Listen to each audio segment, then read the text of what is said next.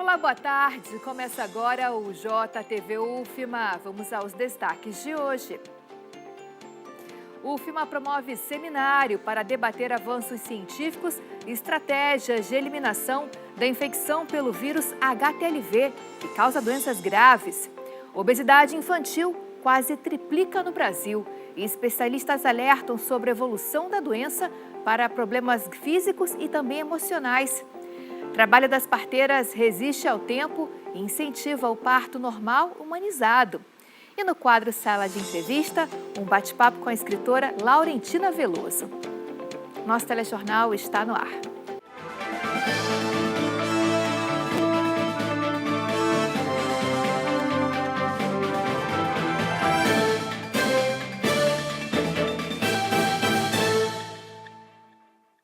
Quinta-feira, 30 de outubro, vamos aos destaques de hoje com um giro de notícias.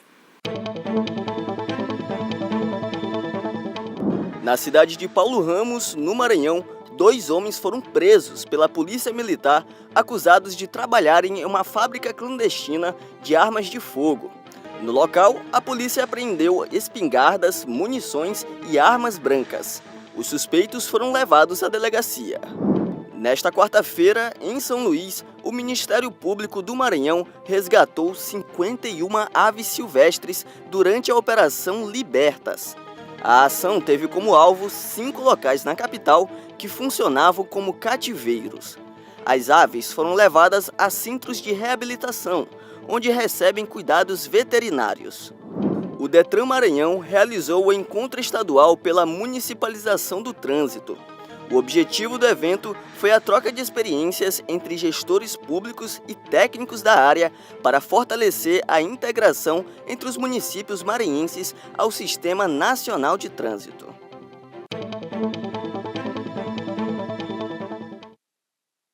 Consumidores de energia elétrica que têm baixa renda têm até o dia 30 de novembro para realizar a renegociação de dívidas por meio do programa Descontão Social. Vamos saber mais informações agora com a repórter Luciana Rodrigues. Boa tarde, Luciana.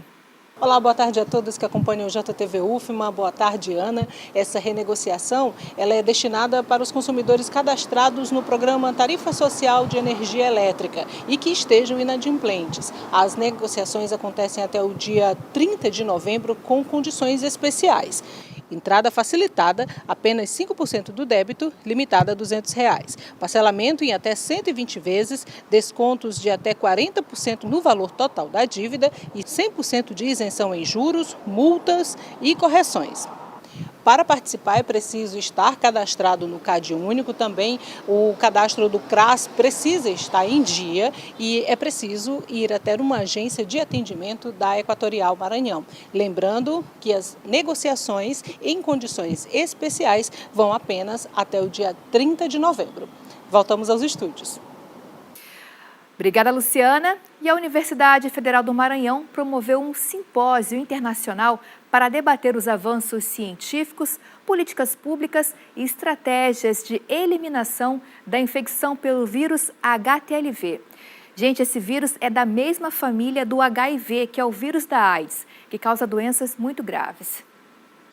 Num mundo onde doenças virais como a Covid-19 frequentemente capturam preocupações por todo o mundo, há uma categoria de vírus que, apesar de seu impacto devastador, permanece em grande parte desconhecida.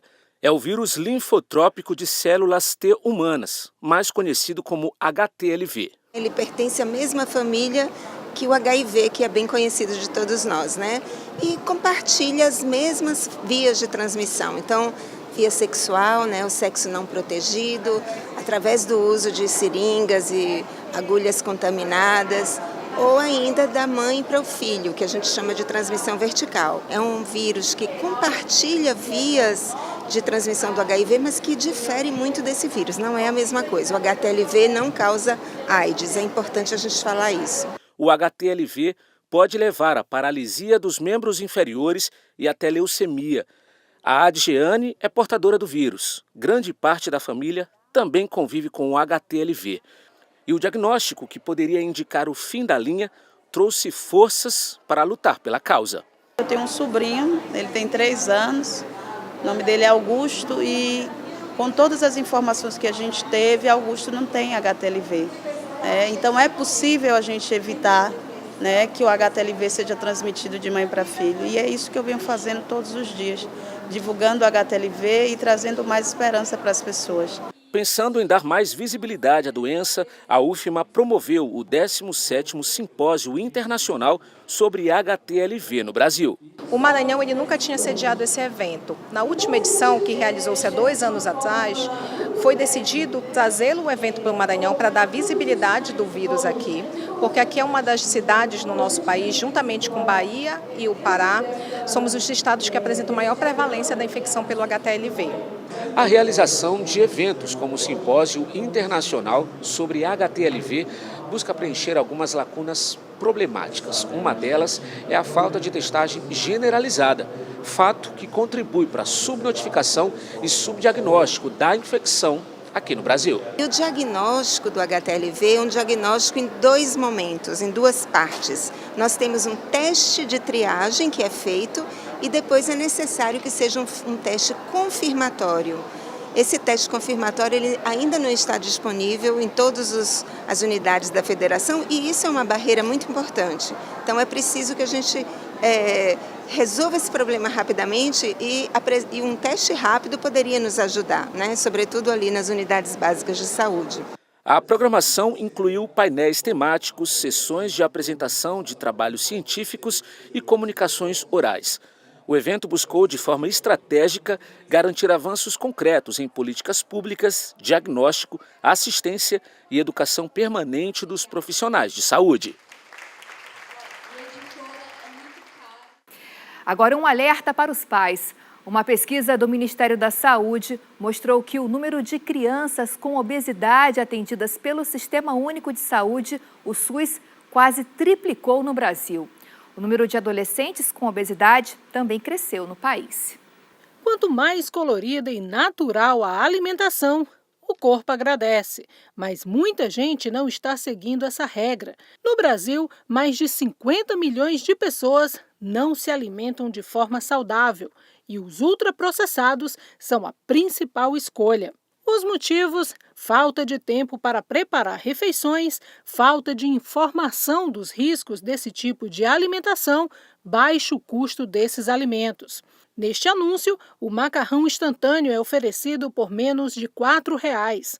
Esta lanchonete está anunciando uma coxinha com refrigerante por R$ 13,00.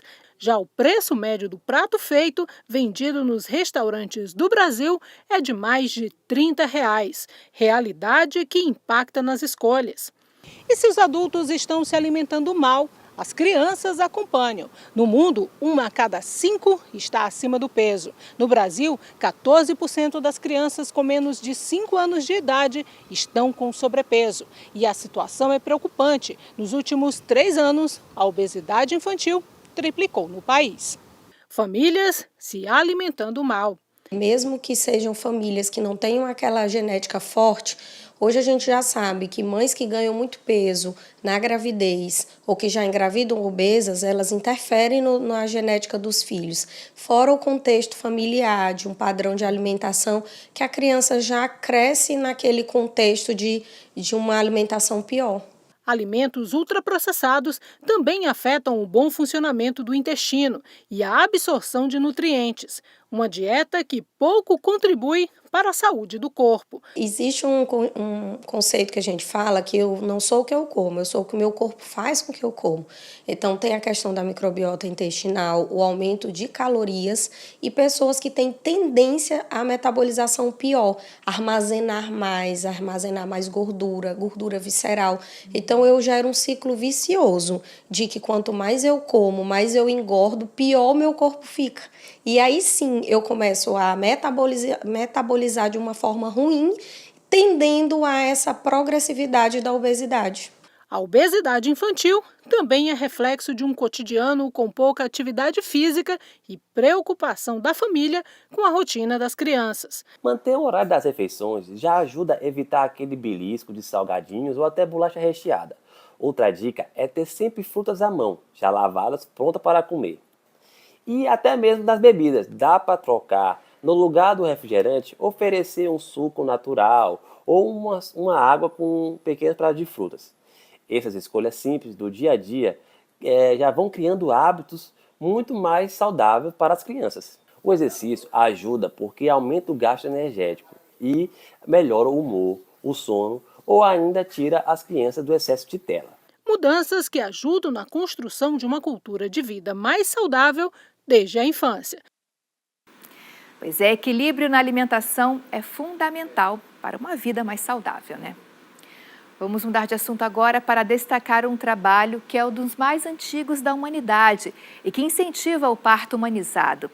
Aqui no Brasil, as parteiras tradicionais são reconhecidas como patrimônio cultural. Em comunidades quilombolas, indígenas, ribeirinhas e localidades isoladas, onde muitas vezes o acesso a serviços públicos é limitado, as parteiras realizam partos e integram também a rede de cuidados das comunidades.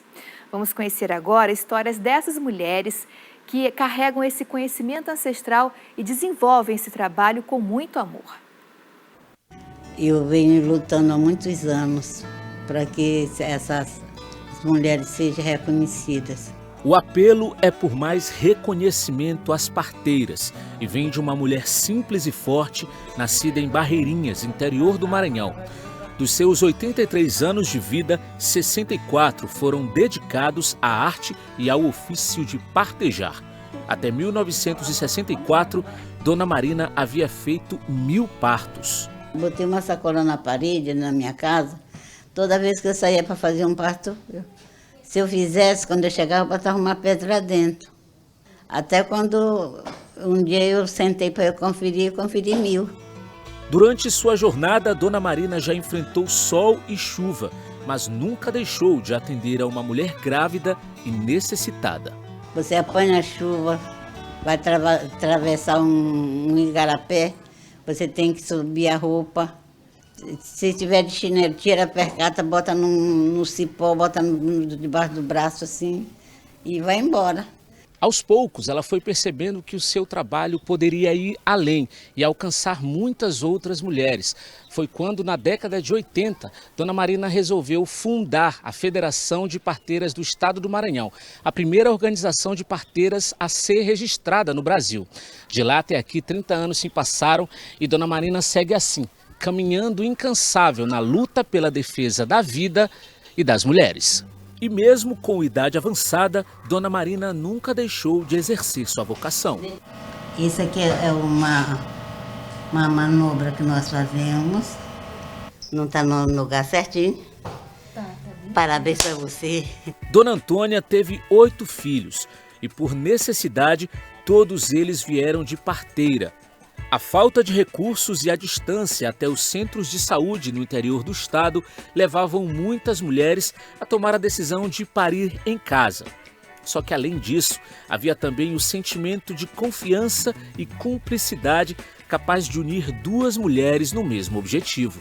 Quando eu sentia assim, já estava já perto, eu sentia, aí eu dizia assim, que a gente se tratava de comadre. Mas, Varista, eu estou sentindo assim. Aí ela vem aqui. Pegava a barriga, mexia para lá e para cá, pronto. Tá encaixadinho. A conversa dela era essa, né?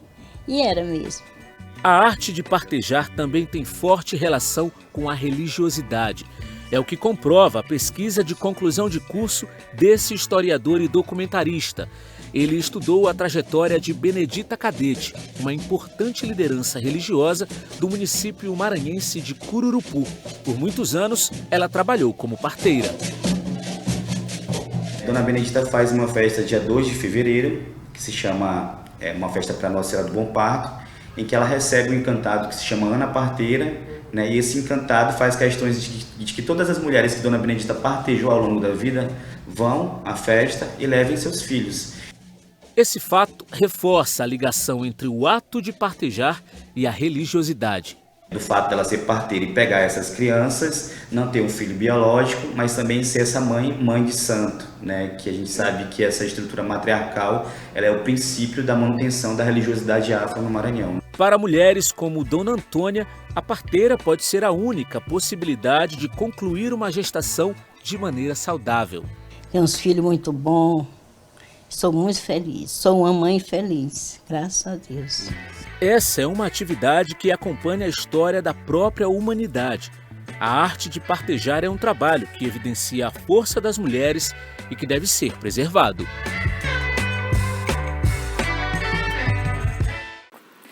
Todo o nosso reconhecimento e aplausos para essas mulheres fortes que fazem a diferença. Vamos para o intervalo, a seguir tem entrevista. Fica com a gente, voltamos já já.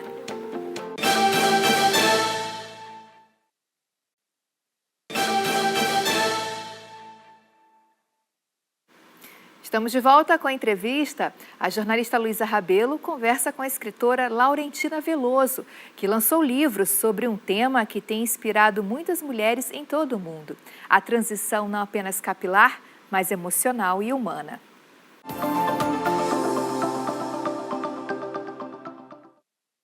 O livro Transição surge como uma obra de relevância histórica e social, uma vez observado o cenário cultural do início do século XXI, marcado por uma crescente busca por autenticidade e pelo questionamento de padrões estéticos impostos. A cada página, um relato que vai muito além de uma jornada capilar. Hoje eu recebo Laurentina Veloso, psicanalista e autora do livro Transição. Laurentina, é um prazer tê-la aqui. Seja bem-vinda. Obrigada. Laurentina, como eu comecei falando, a gente está falando de uma jornada que não é só uma jornada capilar. O que você fala, o que você traz, o que você quer, na verdade, com esse livro? Então, esse livro Transição, ele nasceu de um encontro entre a literatura e a psicanálise. E aí, nesse espaço, esse livro chega e me dá voz, né? A escrita daqueles processos que a gente vive, todas as transições que todos os seres humanos vivem, né? Seja transição afetiva, profissional, e todo tipo de transição. Na verdade, eu digo que a vida é uma transição. E o livro Transição, ele nasceu em 2022, começando da minha experiência, Luísa, muito pessoal, muito íntima. O meu relato é um relato íntimo até. Inclusive, ele me coloca como se eu estivesse num divã público.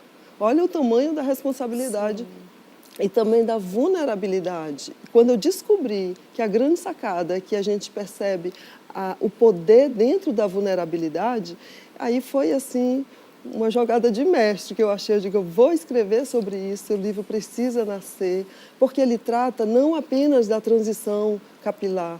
Isso aqui é uma metáfora. Ele vem trazendo sobre perdas, sobre recomeço, né? As perdas lá que o Freud fala muito como luto, ele fala sobre recomeços, ele fala sobre o sentir, o desapego, o pensar e o sentir. Enfim, é uma obra assim que ele chega como um marco, como um manifesto, porque eu senti que era uma certa resistência para eu fazer essa minha transição capilar. Observei que outras mulheres estavam no mesmo processo e sofridas também pelo julgamento externo, e que isso tolhia muito a evolução da transição de cada uma. E a aceitação também, né? Principalmente. E eu disse, opa, aí tem um lugar que precisa ter uma voz. E foi assim que ele nasceu. E aí você está aqui na capa do livro, né, com os seus cabelos brancos. Quando a gente pensa em cabelo branco, a sociedade, quando pensa em cabelo branco, pensa em idade. Como é que é tratar e como é que é trazer esse olhar de tirar do etarismo o cabelo branco? Exatamente. Eu tenho usado muito, por onde eu passo, falando a mensagem desse livro, que a gente está dentro de um movimento, até um termo alemão que eu costumo usar muito, é o Zeitgeist, né? Que é o espírito do tempo, é a vibe do momento. E essa vibe é exatamente quebrar esses paradigmas da invisibilidade das mulheres nessa fase. Porque cada fase tem sua beleza e a gente só precisa saber transitar dentro dessa fase com autoestima, e o livro traz isso, para você relevar a sua autoestima, para você fortalecer o seu autocuidado, principalmente para esse mês de outubro rosa, E eu puxo muito por onde eu tenho passado com essa mensagem: se cuidem, se toquem, porque o autocuidado ele passa pela saúde, principalmente. E o livro aborda vários aspectos. Eu gosto de todos os capítulos. Foi um livro, desculpa interromper, foi um livro que, assim, enquanto psicanalista, eu não fiz uma interpretação do inconsciente. Eu fui mais além. Eu deixei o inconsciente narrar o livro. Olha o tamanho. E aí, você já falou um pouco sobre as mensagens que você quer trazer, mas eu queria te perguntar uma mensagem que a Laurentina deixa para as pessoas procurarem o livro e ler esse livro, fazer essa leitura. Qual seria a principal mensagem? A principal mensagem é que quando você estiver cansado de fingir que está tudo bem na sua vida, leia a Transição. Quando você estiver cansado de estar com medo, de se sentir desencorajado dentro dos seus processos, porque tem sempre olhares externos, críticas, julgamentos, apontamentos, leia a Transição. E se você conseguir ler com o coração, você com certeza vai se ver em qualquer tipo de transição que você tiver envolvido nesse momento, porque nós estamos envolvidos em transição desde o momento que a gente nasce. Se você conseguir botar o coração, você com certeza vai se ver nas páginas de transição. E esse reconhecimento é o grande boom dessa obra. E aí, onde é que as pessoas podem encontrar, então, o livro? Ele está na Livraria Leitura, no Shopping São Luís. Inclusive, esgotou. Em menos de 5 dias, eu consegui vender 250 exemplares. Aí a livraria ligou: traga mais livro, eu levei mais e já está no fim, então corra e pegue o seu exemplar, que eu vou ter o maior prazer em autografar. Laurentina, obrigada por suas explicações, obrigada por falar um pouco, trazer um pouco da sua história, do seu olhar analítico, psicanalítico e também o seu olhar sensível sobre esse assunto. Eu que agradeço o acolhimento e o espaço. Muito obrigada. Eu conversei com Laurentina Veloso, ela é psicanalista e autora do livro Transição. Ana, eu volto com você. Obrigada, Luísa. Obrigada também a Laurentina. Sucesso com o livro. E hoje à noite na programação da TV UFMA tem música especial 10 anos da TV UFMA. Vamos rever as apresentações de grandes nomes da música maranhense: Tutuca Viana, Alberto Trabuzzi, Cris Campos e Sérgio Habib. Não perca, é música hoje às 7h30 da noite. Maltratou meu coração a falta desse amor. E o nosso telejornal termina por aqui, mas você de casa pode rever nossas reportagens e entrevistas no YouTube e no Instagram da TV UFMA. Acompanhe também o resumo do nosso telejornal no programa Destaques, JTV UFMA às 18 horas. Uma ótima quinta-feira para você.